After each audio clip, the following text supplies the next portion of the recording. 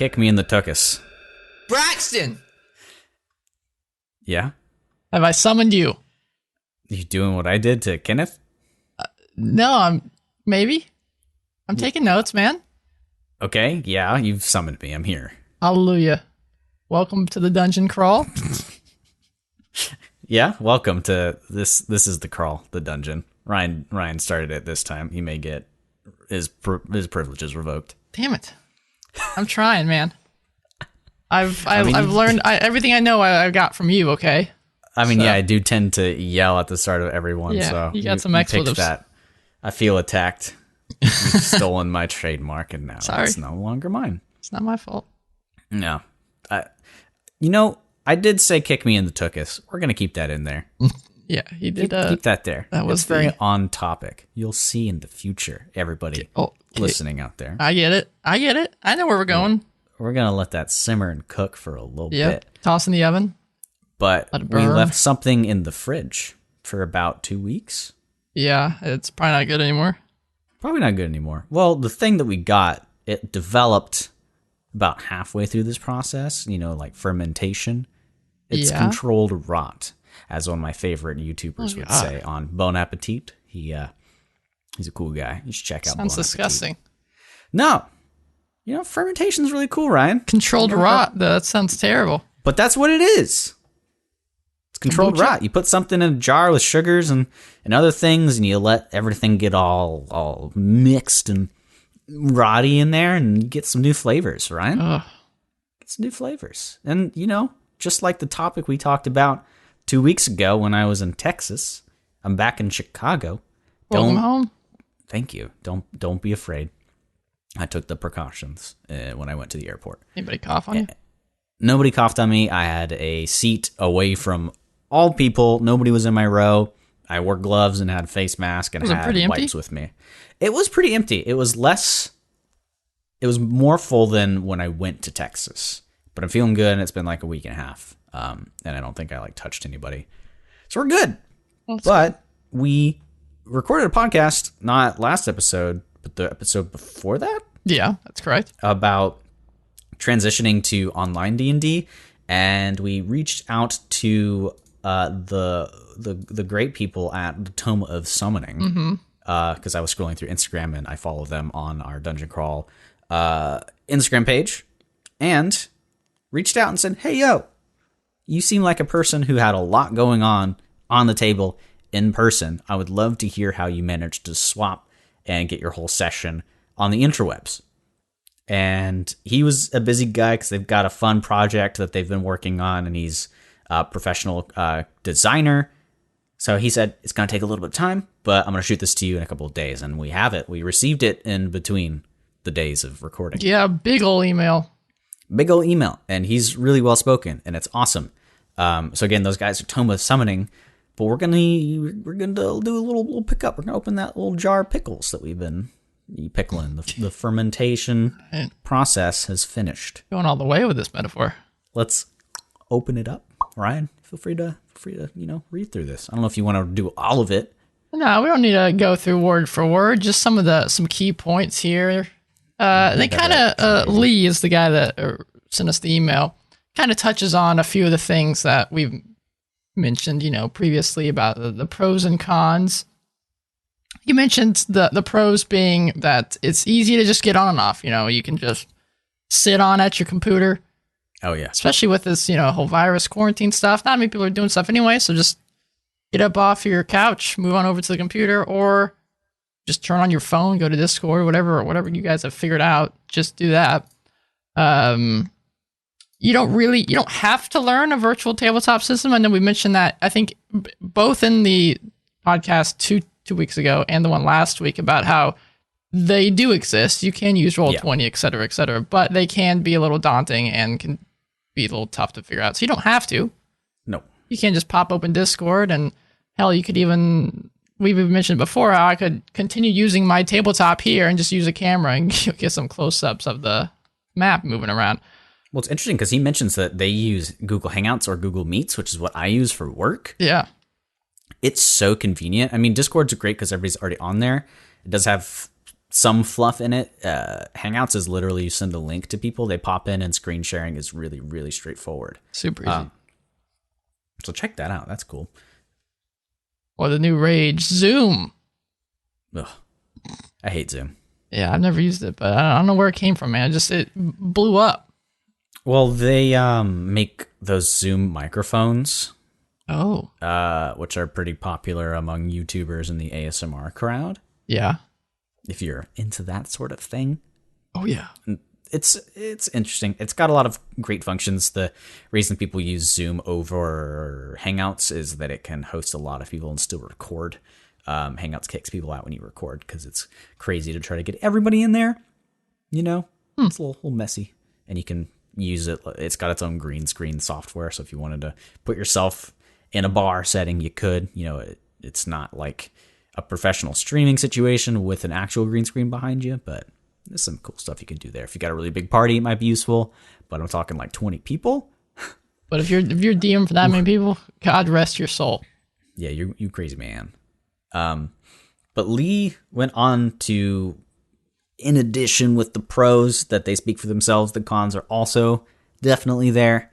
We mentioned the connectivity and how it crushes the gameplay, which is what he said in his words, especially glitchy audio, which Ryan is always concerned about. Yeah. I have a film background, and I've been streaming for years, so audio is super particular to me.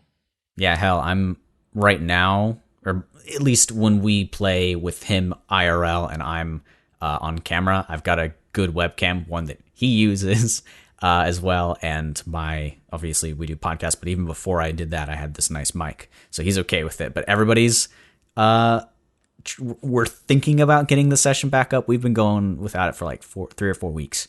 And everybody's like, I guess I'm just going to use my phone. And I know Ryan's dying inside. Phones are surprisingly pretty good nowadays, but yeah. It depends. It's better than nothing, I guess. Yeah. And of course, the awkwardness with interactivity over video call, Lee continues to say, and we didn't articulate this as much, but crosstalk interrupts the flow of gameplay, of course, because you don't have that natural connection to the other person. You can't see when they're speaking. Video can help with that, but then you've got the other issues there. Increased difficulty for players to direct their tactical positioning on the map. Now, that's if you are like Lee. He is a professional designer, so he's scaled all of the maps and printed them out to use on their table at home, especially to save himself time on printing. He started moving the table in front of his big TV and connected his laptop so he can put it onto their big screen TV in wherever room they're in. So it was pretty easy for him to transition since he was already using a pseudo laptop IRL setup. So he just kind of swapped that over.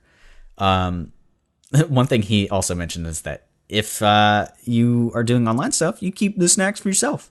No one brings me snacks. But no one... Nikki brings stuff all the time. That's not true. You are a very privileged DM. Yeah, she's knitted stuff for everybody before. Yeah. And yeah, you know what? Never mind. First time I had my girlfriend over, she saw my little dragon. Yeah. Don't take that the wrong way. She saw my knitted green and pink dragon. It's on my nightstand on top of for some reason, my mouse box and my manga of Hunter x Hunter and other playbooks next to one of this little fat round cat I have. It's sitting there all cute. That is cute. I got mine right on our D&D table. Yeah. Good job. What colors were yours? Do you remember? It's been a while since I've seen it. Man, I don't go. You got a gift and you don't even remember. I don't go into that room anymore, man. That's true. It's been some time. I used to see it every weekend, and now it's just all alone. And then maybe I'll get it out and just start snuggling it. Yeah, and to go back to the email, something I realized and key points he presented is that for people that have a bit of anxiety in social interactions, especially over video calls. He says a screen of faces silently waiting for your next move can feel like a lot of pressure. And I even realize, hell yeah, it does. Yeah, I didn't even think about that till Lee mentioned it. That while let's say I can't think of something or I forget a ruling, I'll go check the books while we're sitting there, and then you guys will just start joking around and laughing at the table. But if we're all just sitting there while I'm frantically searching and looking for stuff, and just you feel the time. Yeah, you feel it. It's like that meme that's going around right now. You've got a bunch of weird people, like somebody's in Shrek's room. You've got Linus Tech Tips in one thing with his headphones on. They're all just staring blankly, waiting for you to do your next move. Never heard of it. So in Lee's case, he is a professional graphic designer and uses Photoshop to manipulate maps, which helped him a lot in transitioning and altering them for the screen. But he also said, regardless of who you are, what you do, he said the same can be done if you point your smartphone with the tripod or otherwise at your map while you talk through it. Yeah. So really you don't need to be a skilled professional graphic designer like Lee is. You can really make do with what you have. Our technology that most people that play D&D tend to have should suffice. He also mentioned that he did learn how to use Roll20 and has also played in sessions where DMs did not go through the, I believe, hour-long tutorial to learn it. Yeah. He says it was a buggy nightmare, and he strongly recommends going through the interactive tutorial. It really helps, and if you just ignore that preparation, it's going to turn that half of your session into just a slog where the DM is clicking and clacking around, essentially. Imagine IRL, you've got a DM and he doesn't have any of his miniatures out. And he has to keep going into his drawers, getting up, searching through things. We will have new DMs, but even a new DM can prepare and seem fairly confident. Well, Roll20, we've talked about before, it has a lot of nice quality life features only if you've set it up already. If you're doing it, if you're in the middle of the game, it just won't work. It just kind of fall apart and will take a lot of time to get certain things figured out. Yeah. See, the thing I like about Tabletop Simulator, the con is that you kind of need a decent graphics card to run. I'm sure you could lower the settings and it won't be as bad. But I really love it because it's a good medium to just click and drop things around. And I'm thinking about using it and streaming it to my players, moving their characters around. But the functionality you have with Tabletop Simulator is that if your players are with you in the game, you can have Fog of War to where they can't see behind your DM's binder. But obviously, if I'm streaming, they'll see that. So it truly will just be a virtual tabletop where I can only use the miniatures, and I'll probably have my notes on a different screen while streaming through Discord.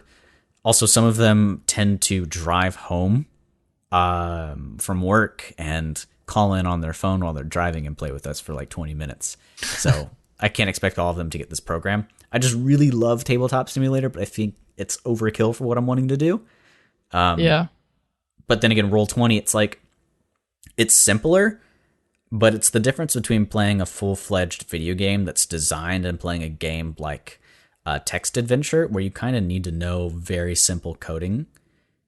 Roll20 is really simple, but it's got a very high learning curve or a high skill ceiling, I'd say. It's a lot you can get done in it. Yeah, Tabletop, which is kind of... It still has a high skill ceiling, but a lot of it's offered. The skill floor is a bit higher. And then there's Fantasy Grounds. It's kind of... I've not heard of that one. It's on Steam, and I've seen some people use it in like streams and stuff, and it looks a little more... It's like kind of in between. There's no tabletop really, as in like Tabletop Simulator has like a 3D environment for you to work through. Mm-hmm. It has all the books built into it, so it's a little bit different than Roll20. There's less to set up. Things are more streamlined. You can just drag and drop, and it all kind of work. But it is very expensive, like very expensive. Oh, okay. So like Fantasy Grounds itself, it is $40, and then you have to buy the rule books inside. You have to buy the campaign settings if you're going to use those. You have to buy the monster manual, et cetera, et cetera. The nice thing is, I'm sure you could split it with your friends. You could do different things. There are lots of different not settings, tabletop RPG games within Fantasy Grounds. So let's say you play more than just D&D, then you can also play the Pathfinders in there. They have Call of Cthulhu. They have I already said that 3.5. Yeah. They have lots of things in here. That's cool. It's just it's definitely quite a monetary wall to get through. Yeah, same thing can be said about Tabletop Simulator, but they have group bundles where you can get the game for a reduced price for a certain amount of people, getting keys on Steam for a discount. Yeah. And it's the same thing that Ryan just said. You can play literal card games. Uno is on there. If you have everybody with a decent PC to play it, those are free. You just get into a lobby or you go on Steam Workshop and download them. There's a lot of free resources on Tabletop, and I think it's around $20 if you just get. I could be completely wrong. I should have looked that up, but if you just buy it yourself on Steam, it's not too expensive. Yeah, it's $20. Hell yeah, good guess. I've bought it. And it goes on sale a lot. Oh my gosh, yeah. I'm pretty really sure do look out for and probably Humble Bundle has probably had it before. Humble Bundle has a really nice bundle right now if you were just recently getting into PC gaming. Really? Yeah. Is it a part of the one where I have the old subscription, so am I getting what you're talking about? No, it is the Conquer COVID-19 bundle. Oh, I bet that's good. Oh, yeah, Conquer? It's a bunch of games for $30. Also some books as well. That's a little off topic, but there's some great games in there. I recommend they've been adding software like graphic design stuff. It's not so much just games, and even the title of Humble Bundle isn't exclusive to games. So I like that they've been offering some other things for people. Something pretty, makes sense for what they must have heard we were about to talk about them. They just added a 3D printable Dungeons and Dragons lair terrain bundle as well. So if you have a 3D printer, there you go. Go print out some stuff. A lot of DMs have been getting into 3D printing. Got it. I feel like it'd be great. Like they have a Plague Doctor mini. There's so many cool things in here. Go check it out, guys. Well, I mean, that's a good transition because some of the things we wanted to talk about involve 3D printing. What? And the joke I made earlier, kick me in the butt. How about you kickstart this shit because we want to talk about those things. Kickstarting stuff in D&D. Honestly, my joke probably didn't hit because if you look at the title, I'm sure we made something dumb. And it probably has Kickstarter in the name. But as we say goodbye to Tome of Summoning, which we'll probably mention again in a bit because they have a project of their own. I was saying, let's talk about them real fast. Let's send them off in style. Let's do it. So Tome of Summoning, they are specifically kind of, I don't know if they're necessarily a business at the very, they're working on a really cool, a group. Yeah, a group. They're working on this really cool project that has not launched yet. It is not fully launched, but the idea behind it is it looks like it's supposed to be an online program that you can utilize. You can also do cards, all sorts of different things. Then there are stat blocks and stat cards you can purchase already. But the way this works, just the art is beautiful. Oh my gosh, yeah. There's different forms. There's big cards, small cards. They comes with a binder you can put it all in, which is the Tome of Summoning. You pull it out. There's, as it says, you can keep creature stats and view on or behind the DM screen. So you could have the picture shown to your friends and then have the stats able for you to see. It's kind of like a little foldable card. It also has the, I don't know how many they're going to do. I don't know exactly what their plan is. If they're going to make up their own or if they're just going to do ones from the Monster Manual itself. I would imagine it's probably just Monster Manual material, but it looks really cool, and I'm excited to see what they do with it. JD agrees, and their URL is super simple, tomeofsummoning.com. If you're curious as what we're talking about, go there and see, and maybe email them and maybe not like throw a ton of advice at them because I'm sure they really know what they're doing, but they probably would love feedback based off of what you can see at their homepage and their about page. And click the notify me button so you can know when their Kickstarter goes live. And they've got all their social media there, so we don't really need to drop it. And they've got a bunch of they've got some really cool images and cosplay and art at the very bottom of the page. So definitely give them a check out. The idea behind it basically correspondence too. It's just to make it more streamlined for DMs to just quickly run in their game instead of flipping through a book. Yeah, I get stuck in trying to figure out the process behind things a lot, so it can hinder me from actually getting to the meat of the content and planning things. So when somebody creates a project like this and releases it, I'm always super interested, which is why I'm glad we started talking to them and found this page, and it's really impressive. You can see that they really care about this work, and they absolutely love Dungeons & Dragons and tabletop games in general. Yeah, give them some love in these tough times. Absolutely do it. But that continues forth with the subject of Kickstarters, and I really did also want to talk about 3D printing, Ryan, though. I completely forgot about how revolutionary that probably is for D&D. I know nothing tabletop about games in 3D general. printing. You what? I know nothing about it. I've never touched a 3D printer, never really gotten into it. I don't know how easy, how simple it is, how complicated it is. So to model things on your own, it can be fairly complicated. As you know, 3D modeling is not easy. Yeah. Of course, there's varying levels of difficulty, and I'm sure there's different software to facilitate an easier or a more complex designing process. But in order to create your own design and print it, you do naturally need to know how to model things in 3D. Just as if you wanted to draw and print something out, you need to know how to draw. I'd imagine they're pretty expensive too, right? It's a new technology, so it's expensive for now, but as time goes on, there are more and more affordable 3D printers that are coming out, and I imagine in about 3 to 6 years, a lot of households will have 3D printers with them, because it's not too bad. You get a spindle or a spool of different quality printing, and there's a lot of variables there. Certain, I don't know what they're called, filament, I think it is, can make it easier to do. Often you need to shave or sand down things as they get printed. So say you've got a mini for D&D, you might need to shave it a bit or paint it. So there's a lot of extra stuff that comes into play here.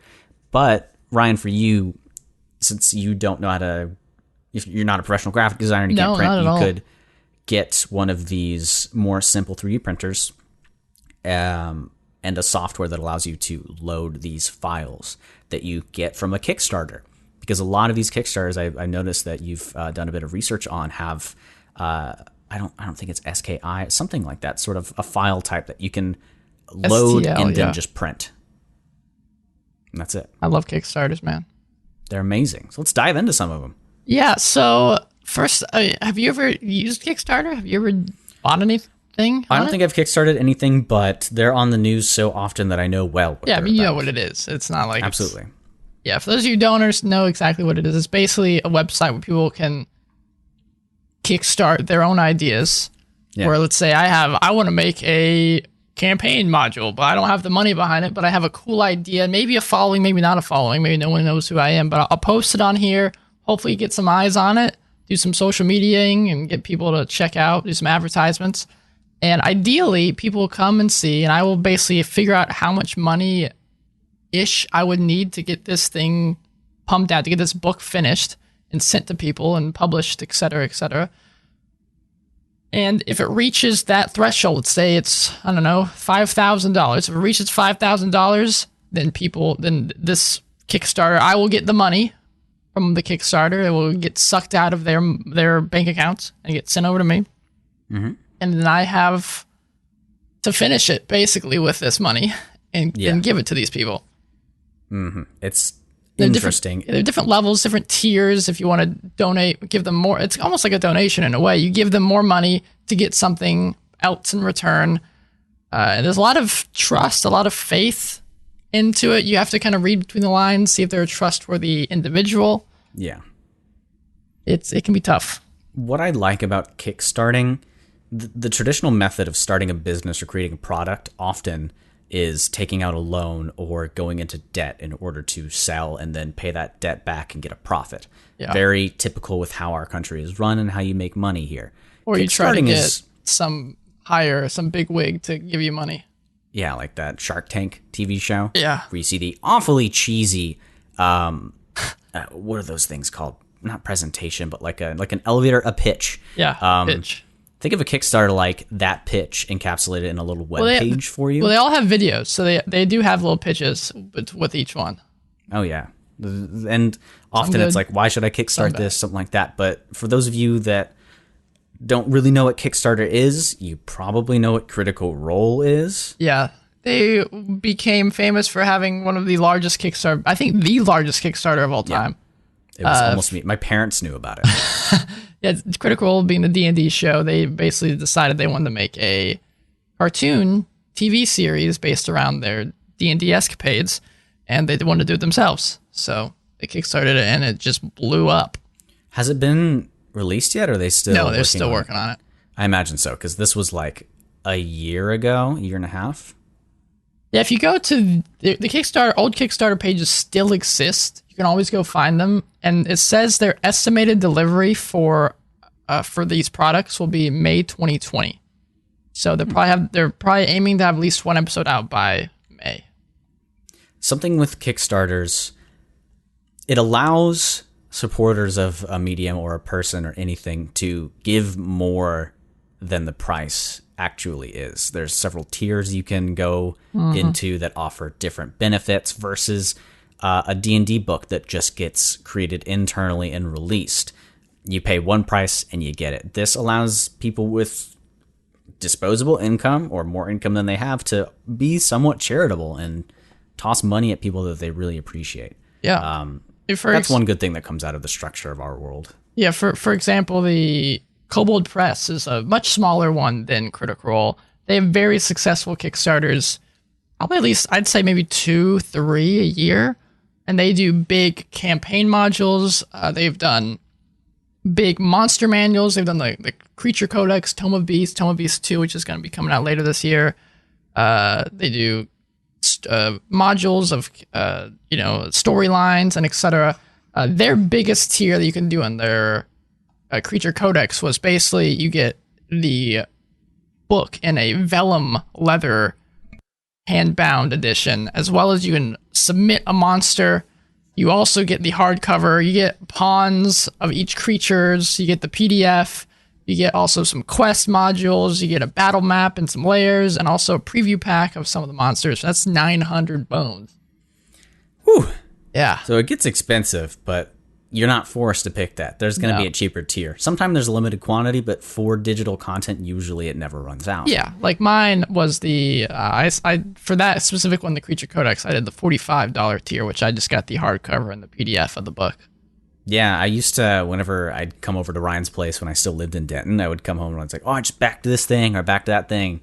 Yeah, I had a problem. A new dice set yeah, you did. It's fun though. It's really addicting. And it's nice because you're giving it, you're helping out some smaller companies, but then it's also a test of patience because you often have to wait a year, maybe 2. Some of these I backed 2.5 years ago. I still have not gotten yet. There've been delays here and there, and so you just gotta hope and pray that it'll finally get to you. Yeah, so you would say be careful, right?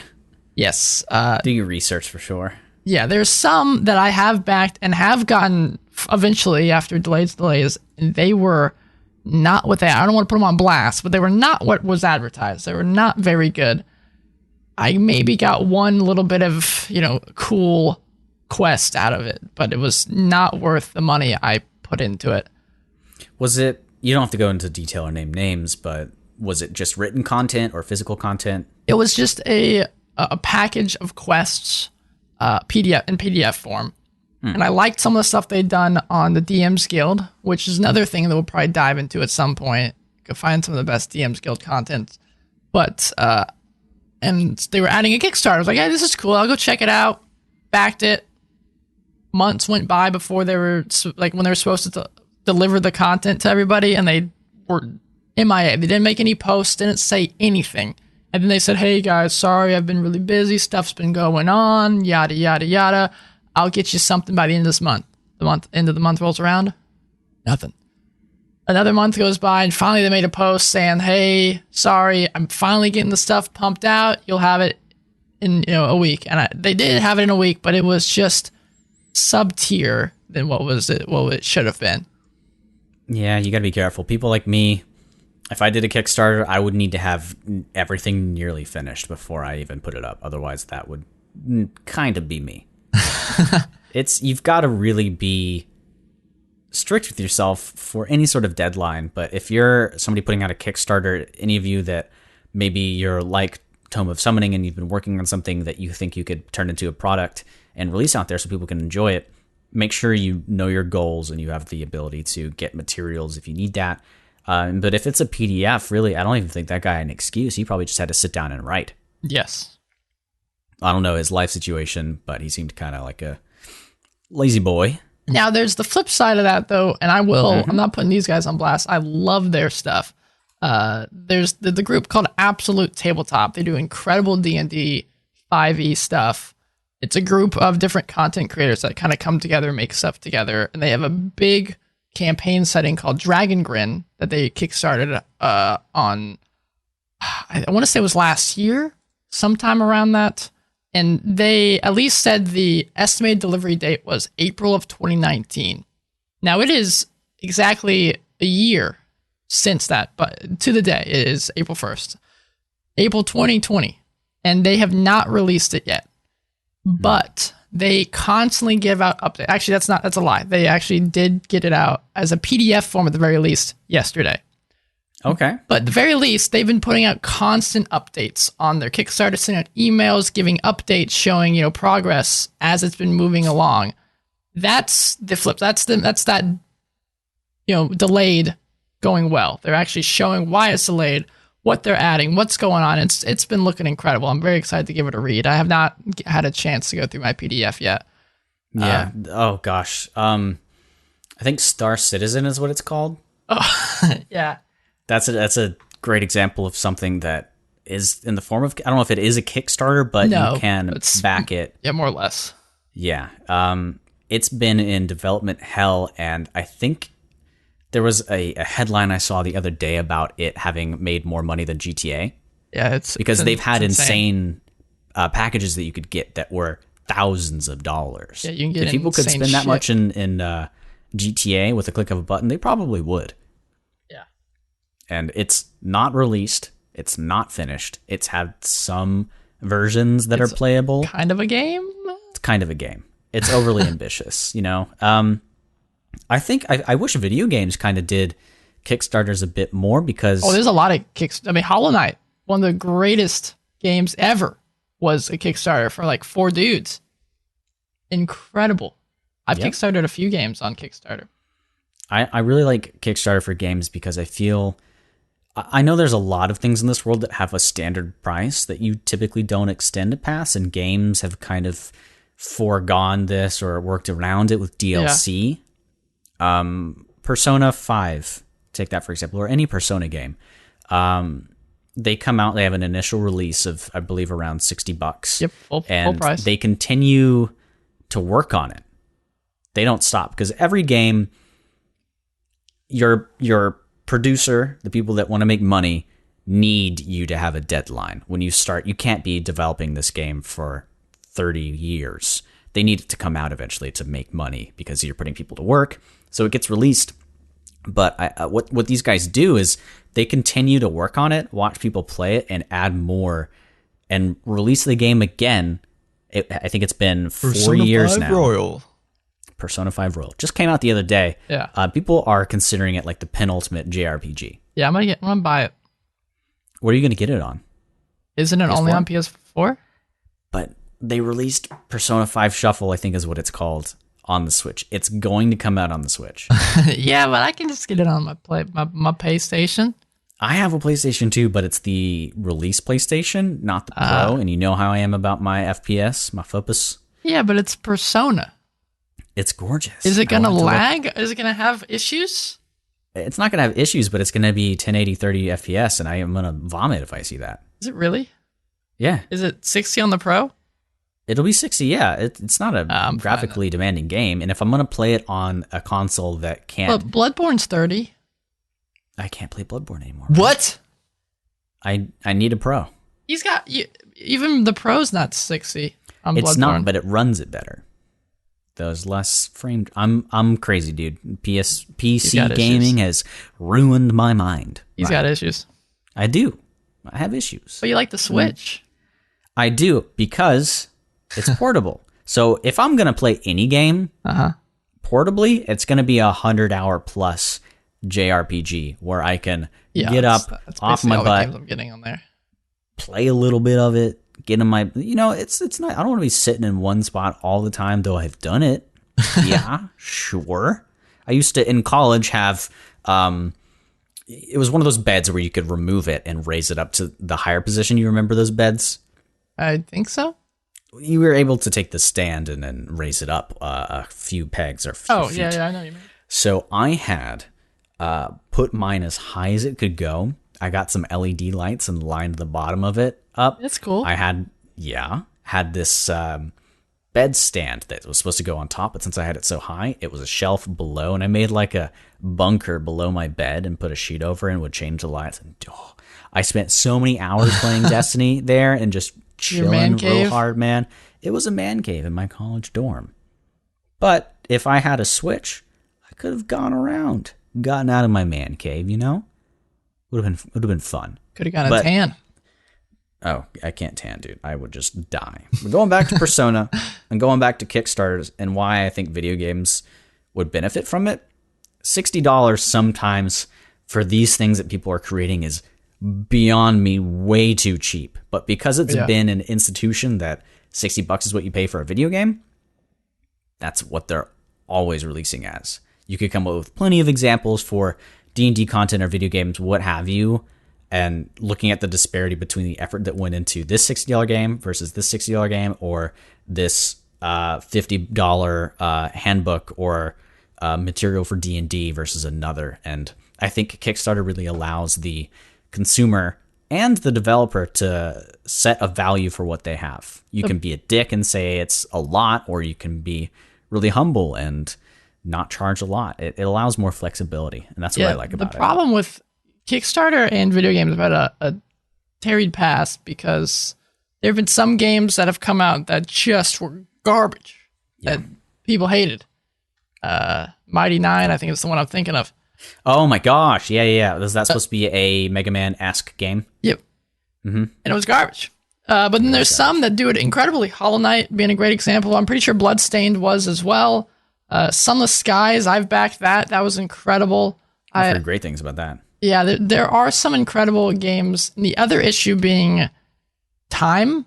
A lot of these games take for like years and years to get developed and come out. So a lot of people just don't want to wait that long. Well, the consumers don't get to see very often because they keep it hush-hush on the development side. But most games take years to be created.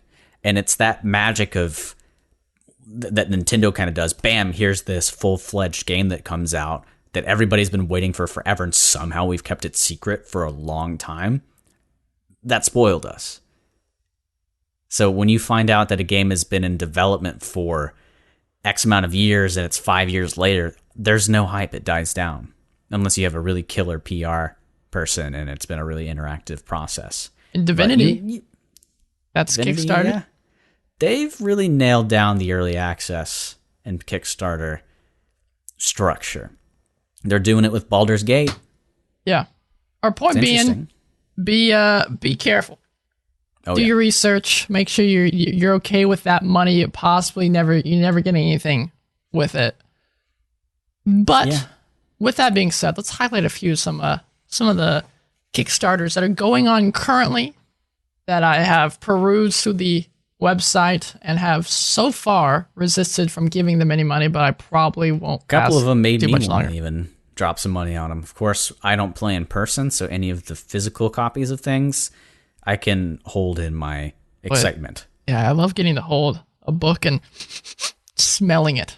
Yeah. Fresh off the press. What do you want to go into first, though? Well, I'll just start at the front here, because this one's not D&D related, but it's big in the tabletop scene. Gloomhaven, known as one of the most expensive and craziest tabletop games ever, was also kickstarted, and they now have the sequel, Frosthaven, that has already gotten over $5 million. $5.5 million, and it went up when I clicked on it. Yeah, their original goal is $500,000, and they are in their second day. So I can imagine it'll probably be pretty big, because Gloomhaven's pretty big. I've never played it myself, but I've always wanted to. It's just, expensive. It seems cool. Oh, yeah. But what is it? It's a board game, a tabletop game. Where does it fit in? I see that it's 1 to 4 players, 30 minutes per player. It's RPG-esque. You're working through the Gloomhaven world. You got to deal with resource management, and it's kind of RPG-esque. I don't know. It looks sick, dope, even. And I would love to check it out. I mean, you just start scrolling on the Kickstarter page, and it's just, you see all the crap that's inside of it. Oh, it takes a lot for me to get into a tabletop game because of the way they're designed to be not extremely complex or these are complex. in depth, because most of the time the audience for a tabletop game outside of D&D is friends are coming over, nobody's played this before, I need these rules to be quick and easy for them to learn. Sure. This, right off the bat, it seems super interesting because it says 1 to 4 players. You can play this by yourself. Yeah. I've never seen a tabletop game like that. I'm sure there's plenty, but this is the first that I'm excited to. I have kickstarted a few tabletop games. Guildmaster being the one I'm most excited for, has not arrived yet. I've also kickstarted the a game called Side Effects, which is really cool. It's a mental health themed tabletop game, as well as a game called Story World. Some really cool ones out there. I think tabletop is where Kickstarter shines the most, but there is, I mean, hell, we're not even exploring the other genres that they have in Kickstarter. Well, yeah, I think it's done so great for the genre of gaming because brick and mortar stores used to be the only way for you to get these. You'd have to stumble in and it's like a library, peruse these things and just so happen to be drawn in by the art or the picture, or maybe you cracked it open and you read a bit and you loved it, or you read the excerpt on the back. This is an infinite library, a internet brick and mortar store that you can peruse all you want and back whatever the hell you need to. You're not limited by location. So if the Frosthaven sounds interesting to you, it's $100 for the main box, $145 for the box plus the scenarios.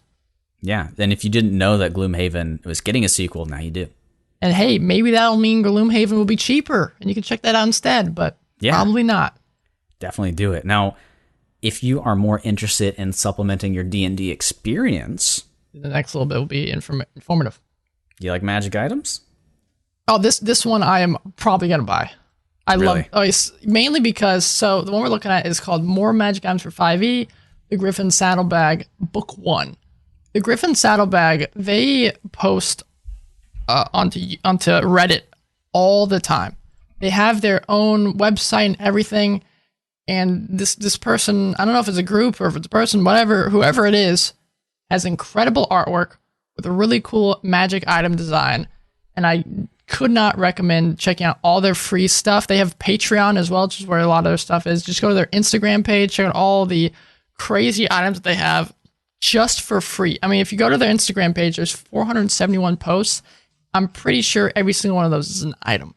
He's compiled a lot of these and put it into this, or even all of them. I think at some point it even says that everything that has been posted or made in Saddlebag's first year of putting them on his social media has been put into this book. Now, before we even really dive into it anymore, Kickstarter says it's a project that they love right off the bat.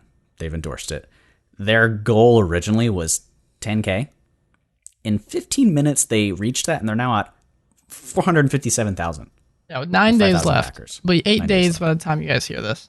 Now, a good way to represent how this helps creators is 5,000 people backed this, and yet it's made $400,000 plus dollars. Now, if they had just released this and you could only pay the $20 or the $40 that it would have come out in retail, I don't know what that math comes out to. It seems to be exactly correct, but there's a lot more potential for these people to make money for what they're doing in a really creative form factor.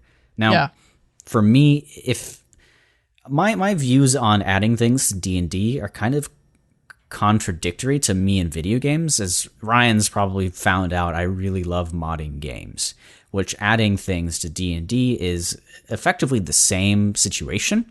I don't view these as mods.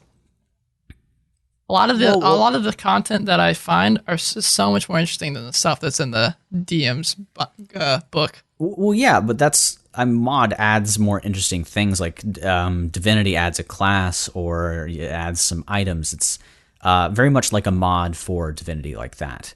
Mm-hmm. And when it's in a physical form in a product like this that I can purchase, it feels a lot more official. There's a lot more purpose in adding it rather than just, I saw this on Reddit and I want to throw it in my game.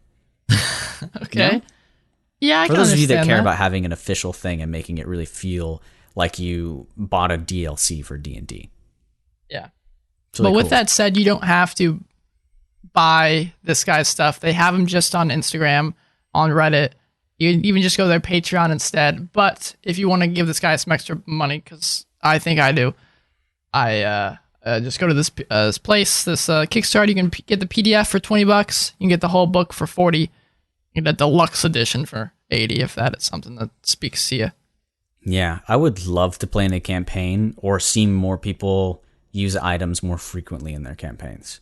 Because before Unearthed Arcana started changing classes to be able to change aspects of them more, like change their spells and get a bit more variety in their warlock or their paladin that they've been playing for years. Items are such a changeable and malleable thing that can make your character feel unique and fresh. So I think if you're finding people and players are bored in games that you're DMing or they feel like they're stuck in a rut, adding items, it's literal candy. It's pure, what's that? Endorphins just going on. You get a magic item, it does cool shit. Fuck yeah. Fuck yeah. Use them more often. Check out this guy. We'll Ryan do a podcast on magic items. That'd be fun. Gosh, yes. I would love to. Absolutely. And they have 9 more days to go. And a lot of the time before the Kickstarter ends, you can get some really great deals. It's typically where you can get a discount before it becomes an official thing. So check this out for sure. Get in there. More magic items for 5e, the Griffin's Saddlebag, book 1. There's more to come. So this next one, I like it, but you made some good points before we started. is an interesting one. It's just straight up just called RPG Sounds. It is a thing you can get on your iOS, on your computer, and basically it would be something that you could add music, sound effects into your D&D game or your RPG game, your tabletop game, and make it just more immersive and more interesting to your players, which is a great idea. Very cool. The UI and the design of it looks very easy to manage, very easy to use. My one issue being stuff like this already exists. There's something I use all the time called Sirenscape, which is fantastic. They do great stuff, have great sound effects and music already built into their program. But the UI, the user interface, is a little convoluted and not the best on Sirenscape. And I could see this is where this type of program could have a market, people that just want a much more streamlined approach.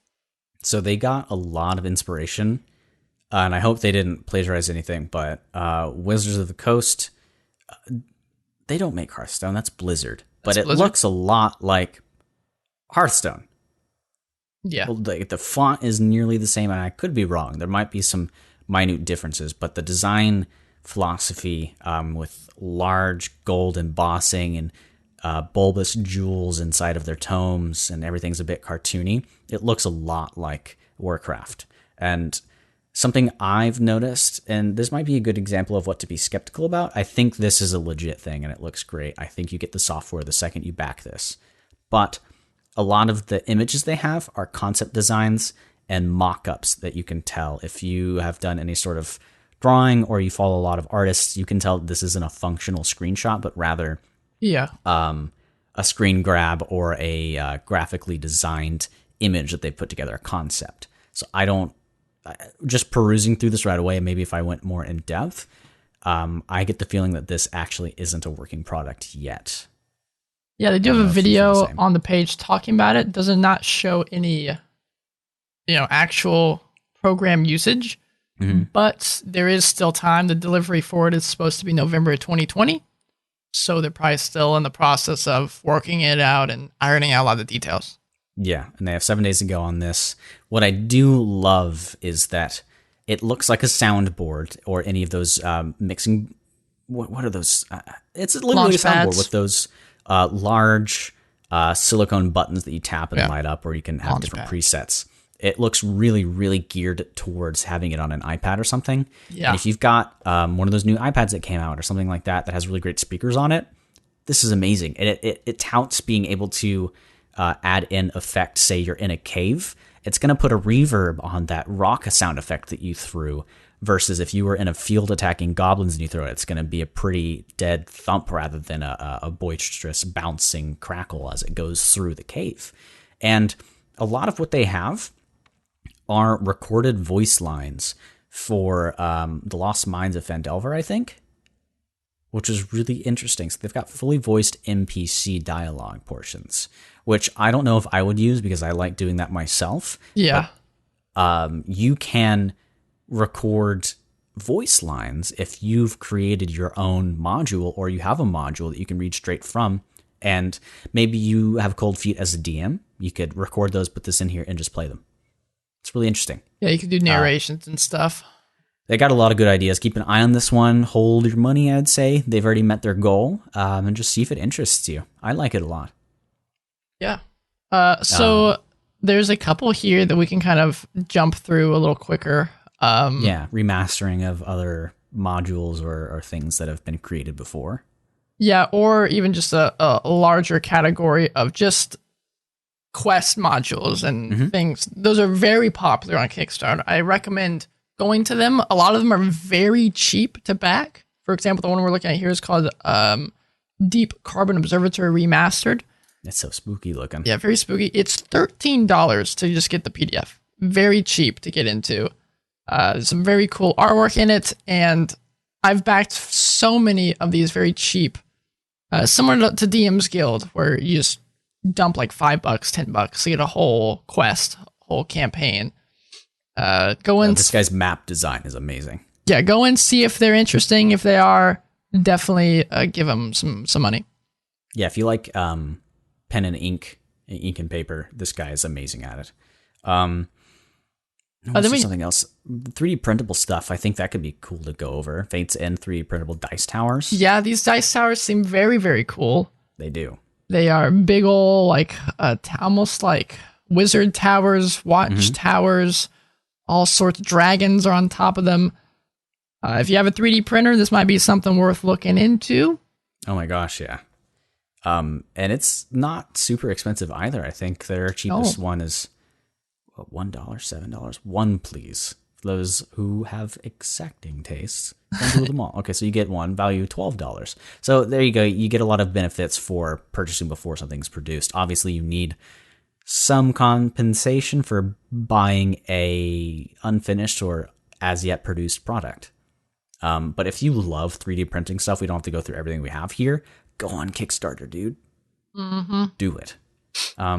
Just a quick bullet points here. Some last final ones I think are worth checking out are Castles and Crusaders Castle Keeper's Guide. Basically just kind of going through if your players want to own a castle. Though you could say that other people have already done this, and they have. Matt Colville has a very good one called Strongholds and something. I don't know what it's called. It's great though. Check it out. He's also got another one going to be coming out sometime soon, another Kickstarter. If you don't like his rules, don't like him as a person for whatever reason, then there are definitely other options here for you. There also are ones where people will make a whole book around deities. They make more gods, add a whole bunch of new. Just if you don't like the main Pathfinder or the main D&D 5e deities gods, then you can always get a little more information from these. There's a really cool one that dives into spell books, the completed illustrated book of evocation. They've had ones that are for the other spell genres. They basically just kind of show the spells in beautiful artwork and puts it on a page, almost like if you had a tome in your library that it was just like in a wizard's library. Not necessary, but cool. Then you got yeah. I mean, you go ahead. I'm gonna bring it back to this dice tower thing in a second. Okay. Then we got the Ultimate Guide to Alchemy, Crafting, and Enchanting for 5e. This just adds some more rules. This is by Nord Games. Nord Games, I love them so much. This has already been finished, kickstarted, but you can now go pre-order it on their website instead. I bought so much stuff from Nord Games, and I could not recommend them more. Very good products. This one just obviously, as it sounds like, is a guide to alchemy, crafting, and enchanting, which if it's something your players are interested in, definitely pick it up because the D&D rules itself doesn't really exist. So nope. And then the final one is just the assorted magical items deck. Which you can never have enough magical items. Yeah, more magic items. I was scrolling through the Kickstarter for the Fates End 3D printable dice towers. Sure. So their first goals, which they have passed and unlocked, have been monster towers, first 4. Then they started doing race towers. They have designs for each class. So cool. Wizard's a wizard tower. Fighter's a nice, like, Crucible-esque looking thing. Rogue is an impish sort of shackled together hut or house or bar. Barbarian's like a wooden spike shaved at the end and bones and skulls. Cleric is nice little church, looks amazing. Ranger is like a rook's tower. Druid is this interesting looking like scape with roots growing around this tower. And then the Paladin, which I think is one of the coolest, is this immaculate cathedral castle. And I mean, with that said, we didn't really touch on, there are some that I've backed that are minis. There are some that are campaigns. There are some that are just settlements. There's lots of, go to Kickstart if you have some extra cash. I know money is a little tight currently, but either way, these people are trying really hard to get some. Pledge to this girl so that she makes the Warlock Tower, and when you pledge, can you say that you want the Warlock Tower? Oh my goodness. It's really cool. Though the Monk one is the best looking. Monk. Did you see it? Yeah, I've seen it, man. The Monk one is insane. Like, that would take a I don't have a 3D mammoth of a 3D printer. I have a 3D printer. The Sorcerer one's actually the best, too. This girl has some nice stuff. She made an Artificer and a DM or a Master's one with a dragon coiling around it. These are cool. Go on Kickstarter. Peruse to your heart's content. Look for some things. Waste it. Or don't waste it, because time and money spent on things that you enjoyed is not time wasted. Damn straight. Making as I scroll through all the pledges on Kickstarter that I've done over the years, making me feel a little better. Yeah. So hopefully this helped you out, got you into Kickstarter or interested if you had some money that you were wanting to throw away. Like Ryan said, I know money's tight right now.